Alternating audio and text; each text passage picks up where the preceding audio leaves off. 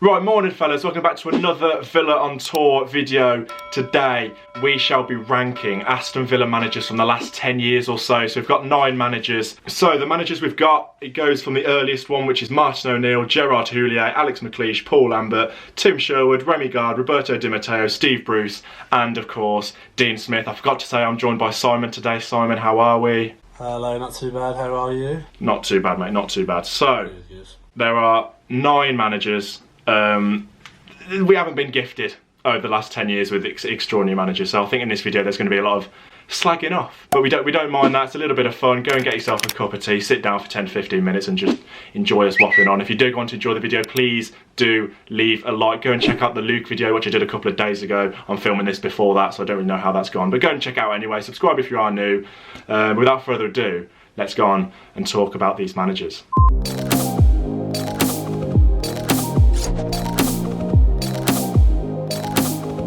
So, in 9th place, we've got to start the worst manager of the last decade, Remi Garde. Now, we were heavily in the mud when he joined us. Like, we were just dreadful. He joined us in November 2015 and lasted 5 months. I remember his first game was a decent result. It was at home to Man City, wasn't it? 0-0, but he just never looked like he was arsed. He'd always sit on the bench just like that, and he just no facial expression in interviews. He looked like he didn't want to be there, which is fair enough because we were awful.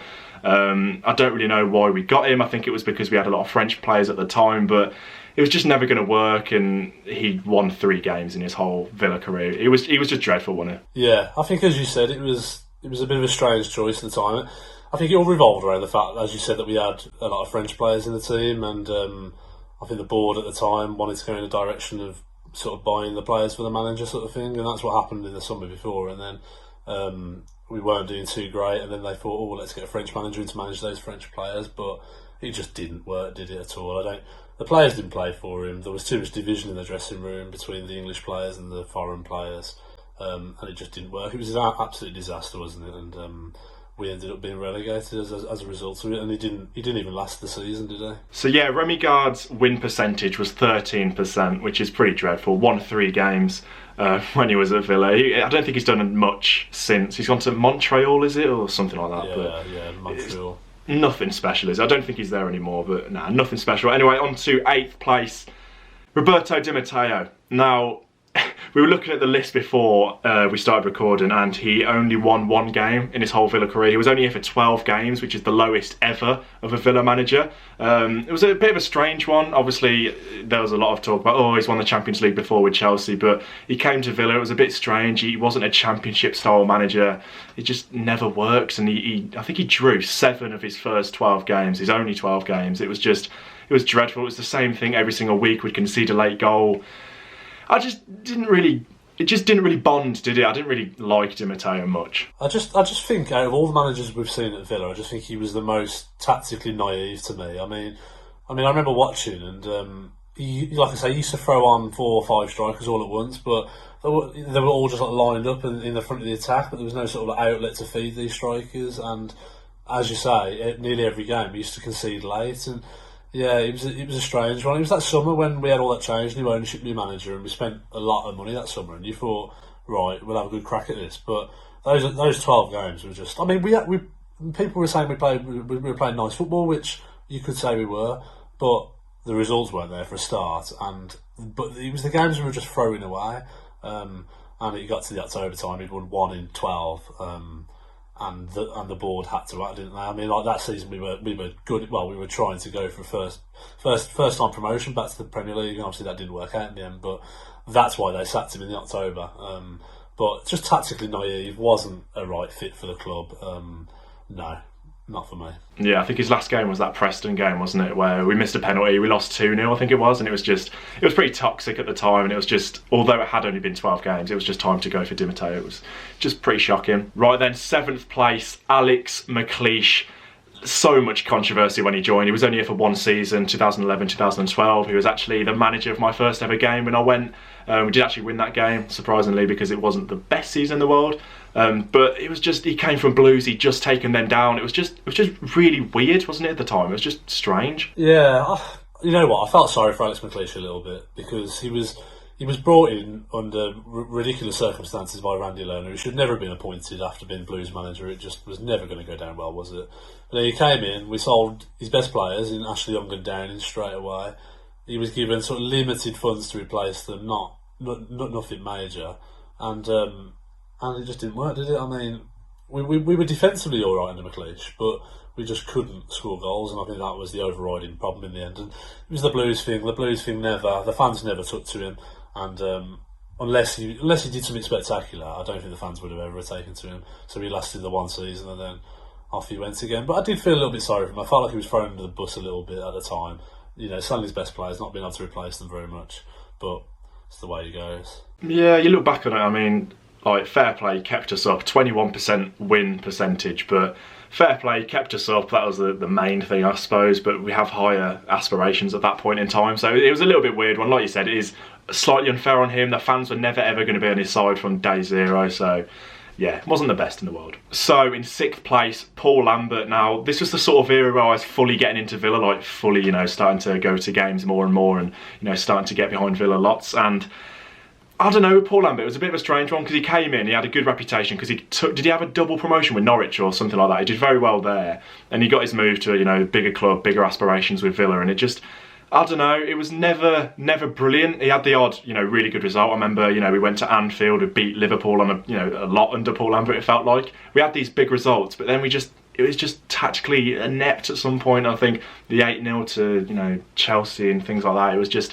wasn't the best in the world. He had 3 years, so it wasn't too bad. He had a shot, he had time, which a lot of managers didn't have with Villa over the last, you know, 10 years, but it was nothing special. He did okay, but yeah, nothing amazing. Yeah, I think at the time it was the right move. I think we sacked McLeish and we bought Lambert, who at the time was like a young up-and-coming manager who did really well for Norwich. But once again, it was like, did the board really back him that well? I mean, that summer we set out to buy, I think it was like 8-9 players that summer. So it was quite a lot of players, but we only spent something like 20-25 million on all of them. And once again, we were having to go down the route of buying Championship League 1, League 2 players and foreign players on quite, you know, like low money. And like, I mean, to be fair, you look at them though, and a lot of them did work. Like, you know, you had like the likes of like Lowton and Westwood, and while they weren't great, you know, that they did work. And we signed Benteke, who effectively kept Villa up for those 2-3 seasons. But it's a hard one with Lambert. Like, towards the end, it did get really dour. It did, and it was really poor.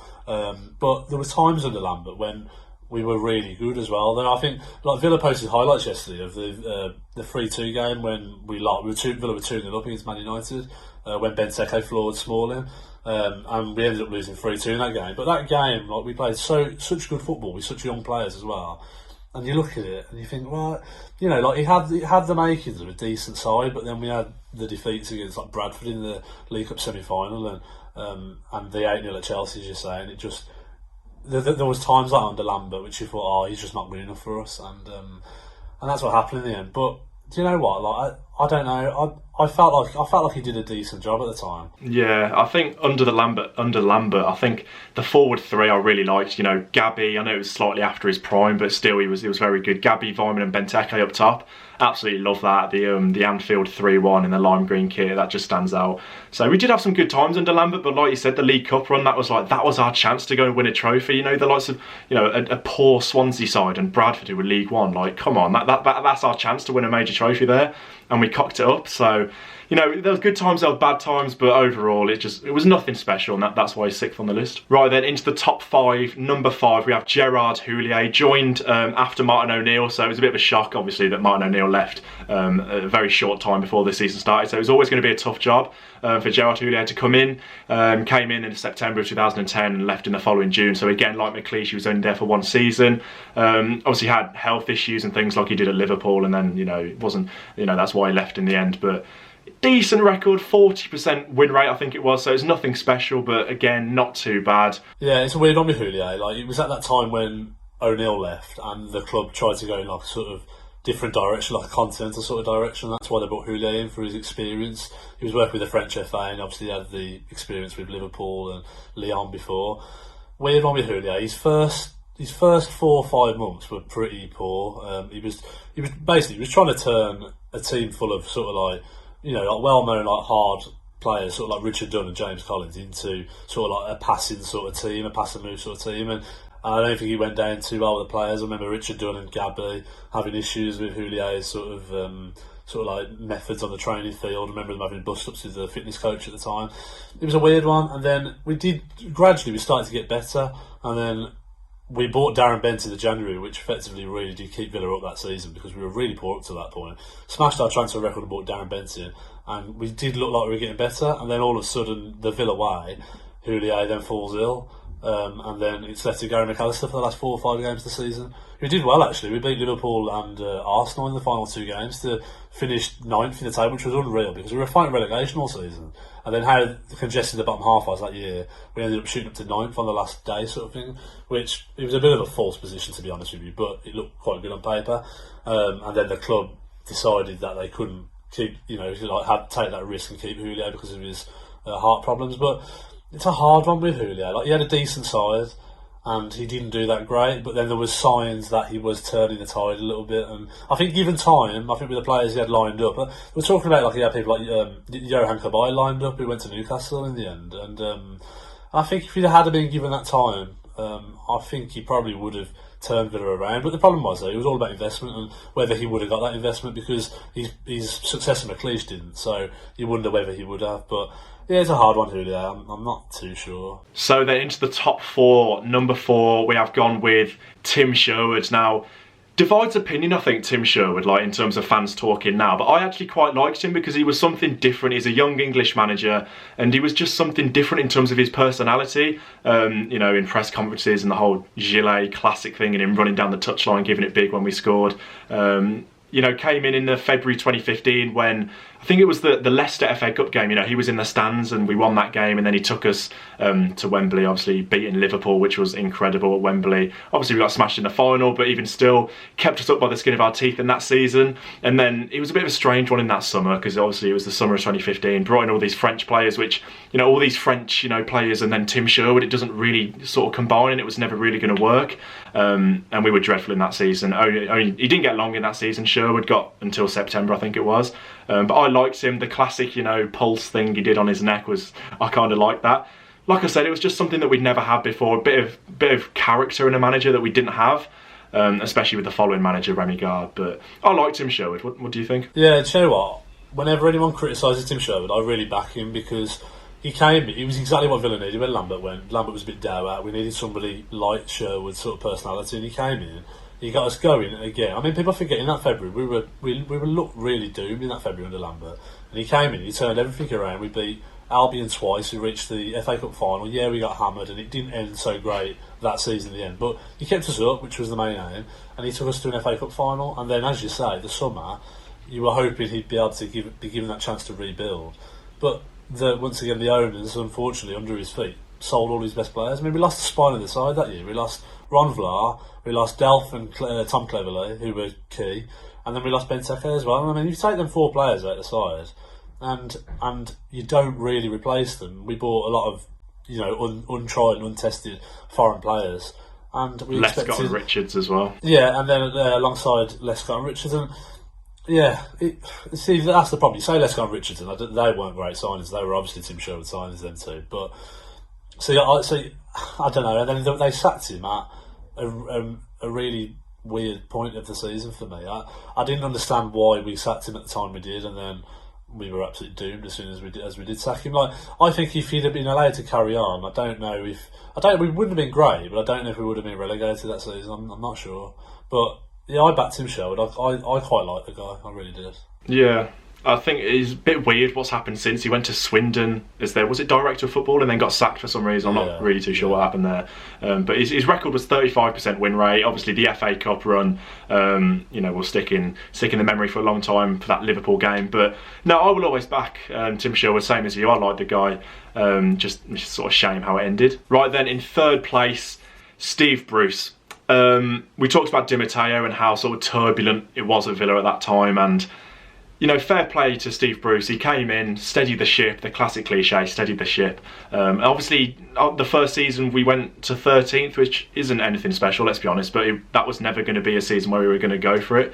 Obviously, after the horrendous start to the season. But the second season, fair play, did the job. We were pushing for top 2, weren't we, like the majority of the season. I remember after we beat Blues 2-0, I think we were second, and it was like, right, we really need to go for automatic promotion here, but it sort of fell off.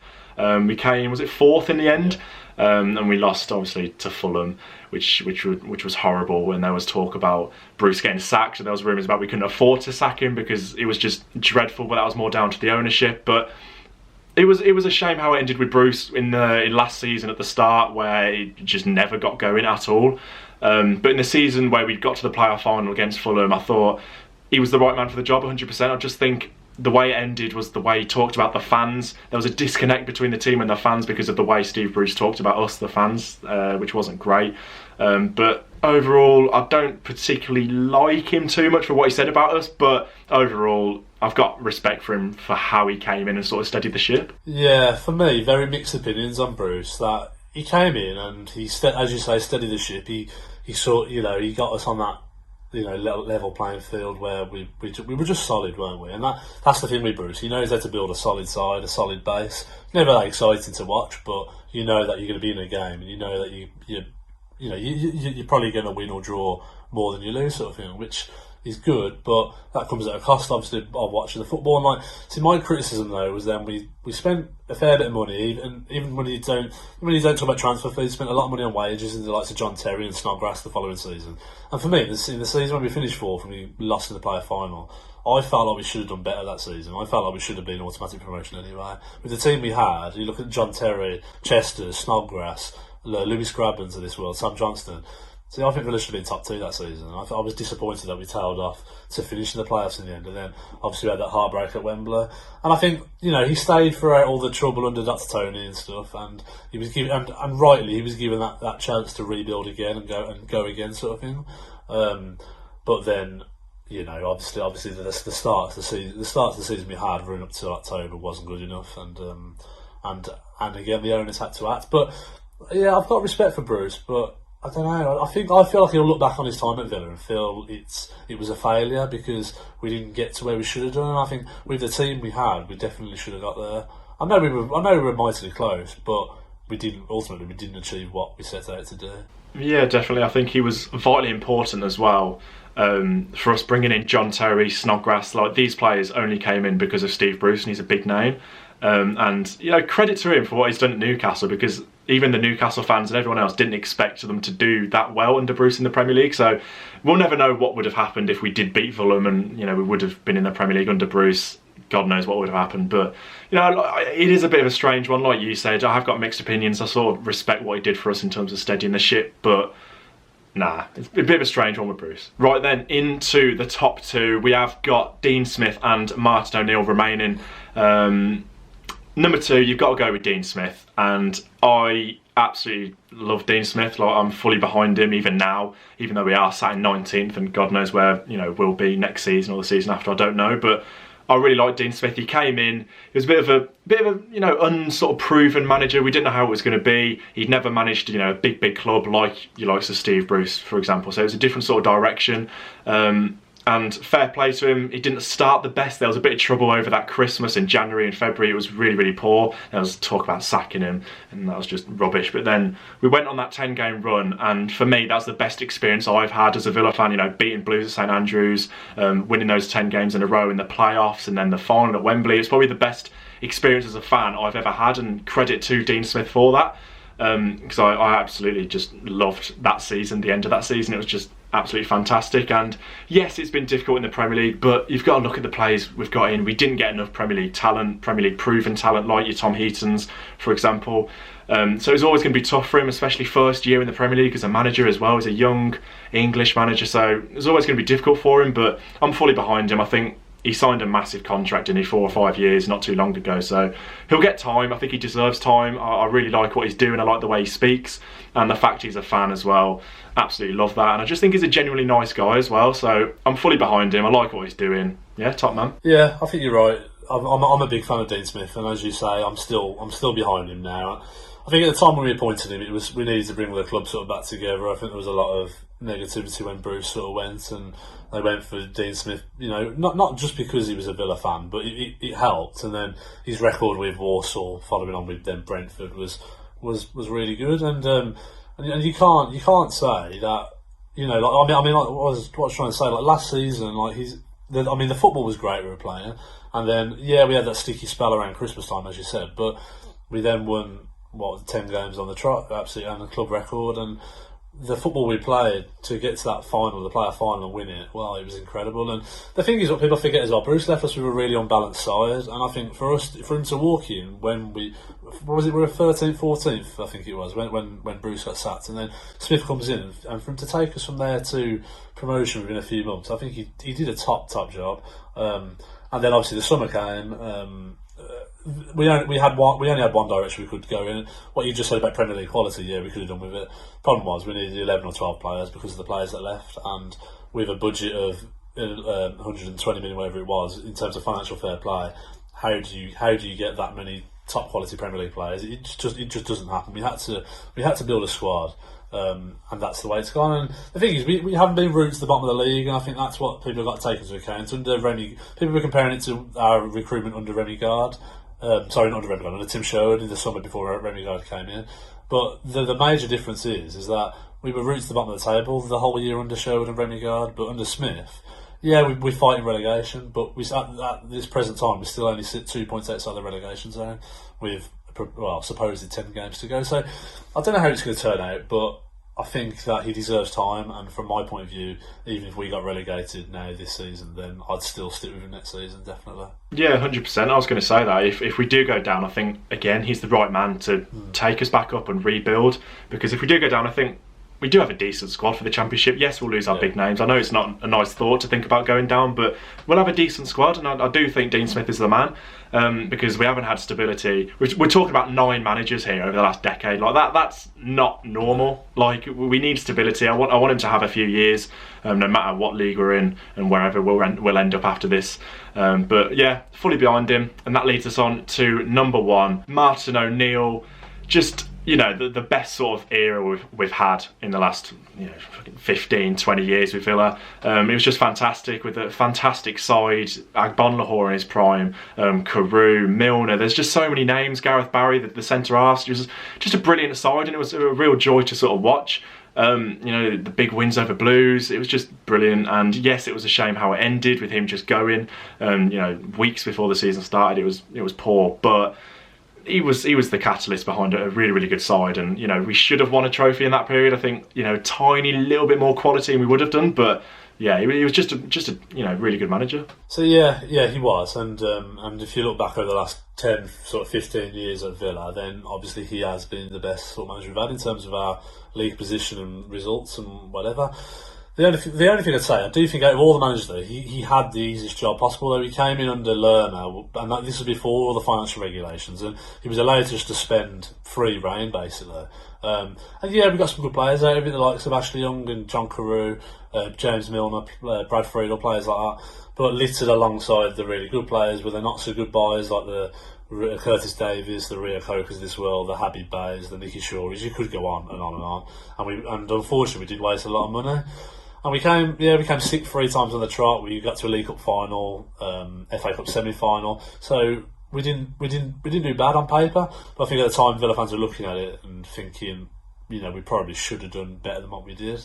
I mean, the season that nailed it was the 2008 season, when we were 11 or 12 points ahead of Arsenal at one stage in 4th place, and we went to Moscow in the UEFA Cup, and he threw that game basically. He put all the kids in, much to the Villa fans' dismay, to concentrate in the Premier League, and then it went disastrously wrong. And we ended up finishing 6th again, and it always got to that time of the season with ONeill, because he never used to rotate his side much. He used to get to like March in the season, and the players used to be flat out, and we used to go on a horrendous run up until like the end of April, start of May again. And that's how it was under ONeill. So we were always a bit of like a Neely team under him, but you just feel like if he'd have spent the money a little bit better, a little bit wiser, we could have got into that Champions League positions. And I think that is the biggest regret from the Villa in the last 10 to 15 years. And then what happened then, obviously, the owner wasn't too pleased we hadn't reached the Champions League. They brought a chief executive in, which ONeill don't think he liked because some of the power got taken away from him.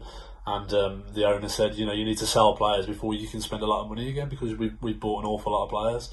And then he walked out on us only 5 days before the season started, and I think that resonates with me. I think however good he was, and I really liked his era, liked his football, but for me, how he walked out just tarnished it for me. I mean, he didn't need to do that. 5 days before the season started, he must have known about that the whole summer, and yet he waited 5 days before the season started, and it threw Villa into a massive mess for pretty much the whole of that season. And really, we never really recovered up until the last year, sort of him under Dean Smith. We never really recovered from that. And so, yeah, it's a hard one. He gets number one because of his record, obviously the wins and all that, and where we finished in the league. But tinge of sort of regret, because I feel like he should have done probably a whole lot more at the club. Yeah, absolutely. I think it was a sort of nearly manager. Obviously, yes, it was fantastic in terms of where we came and in perspective of what happened, in the following decade. It was fantastic, but, like you said, we could have got Champions League maybe, and then who knows where we'd be now. It's sort of, obviously we'll never know, but yes, he's number one, like you said, because of the results, but the way it ended isn't great, and that's why the sort of reputation of Martin O'Neill isn't amazing. And if he had given us more time, or even just left at a normal time rather than 5 days before the season, that's why he'd have a much better reputation. But fair play to him, the results are brilliant, but the way it ended weren't. Right then, thank you very much for watching. That is the end of the video. Do you agree with us? Let us know in the comments below. Give us your top 3 or give us the whole 9. Interested to see what you guys are saying. Thank you very much for Simon for coming on. Really do appreciate it. We've got a few other videos lined up. I've got a few ideas, but if you do have any, leave them in the comments as well. But yeah, thank you very much for watching. Leave a like and up the Villa. Up the Villa.